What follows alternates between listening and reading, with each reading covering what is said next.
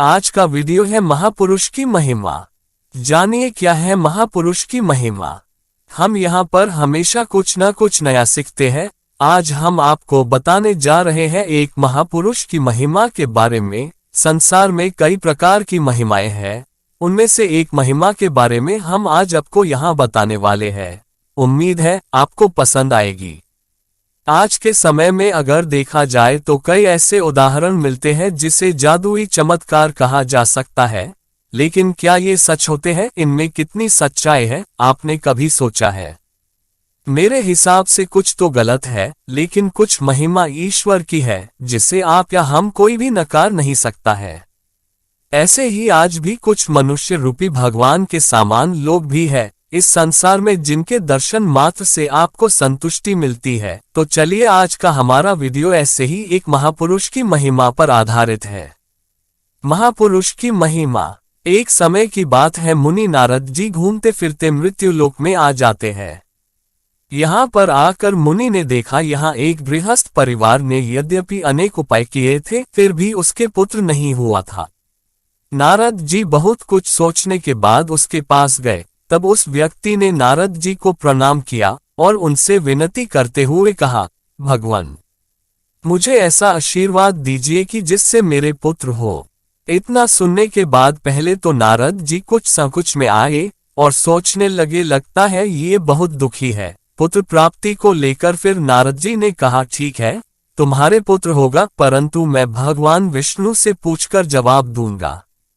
और इतना कहकर नारद जी वहां से चले जाते हैं और भगवान विष्णु जी के स्थान पहुंचते हैं और भगवान की स्तुति करने के बाद बात शुरू करते हैं। विष्णु जी से जाकर नारद जी ने कहा कि प्रभु, मैं उस गरीब को वचन दे आया हूं, इसलिए उसके पुत्र होना ही चाहिए।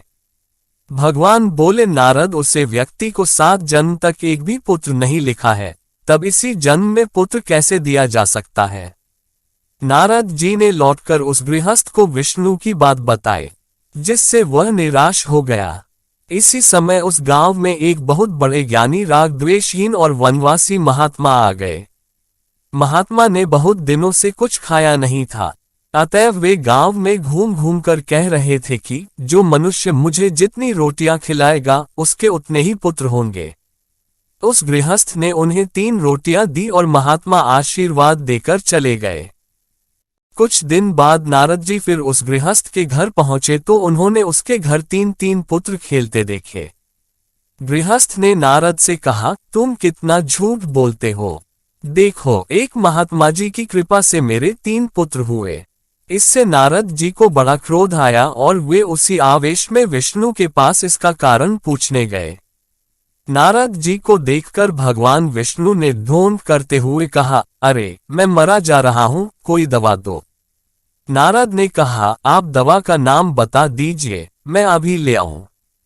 भगवान बोले, यदि किसी भक्त का कलेजा काट कर ला सको तो उसी का रुधिर मलकर मैं इस दुख से छूटूंगा, वरना ऐसे ही कराहता रहूंगा। अब नारद जी को रहा नहीं गया।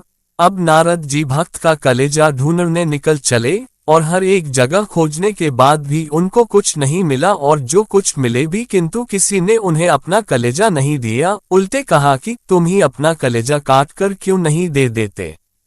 भक्त होकर भी दूसरों से क्यों मांगते फिर रहे हो? हर जगह खोजने के बाद अंत में उन्हें वो पुत्रदाता महात्मा मिला।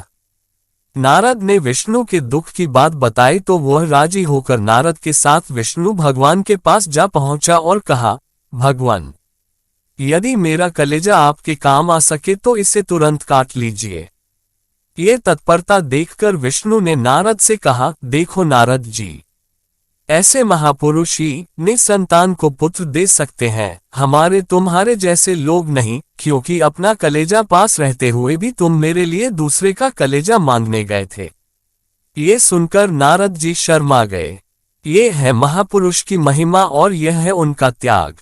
अंतिम शब्द, महापुरुष की महिमा। महापुरुष होना कोई ढोंग नहीं, महापुरुष बनने के लिए बहुत ही कठिन त्याग चाहिए जो आप और हमारे बस की बात नहीं है। इसलिए महापुरुष की महिमा अनंत है, उनका सम्मान करें और उनकी बातों का अनुसरण करें। इसी प्रकार की अनोखी, अद्भुत और अनमोल कथाओं और देवस्थानों से संबंधित जानकारी के लिए जुड़े रहिए हमारी इस चैनल से।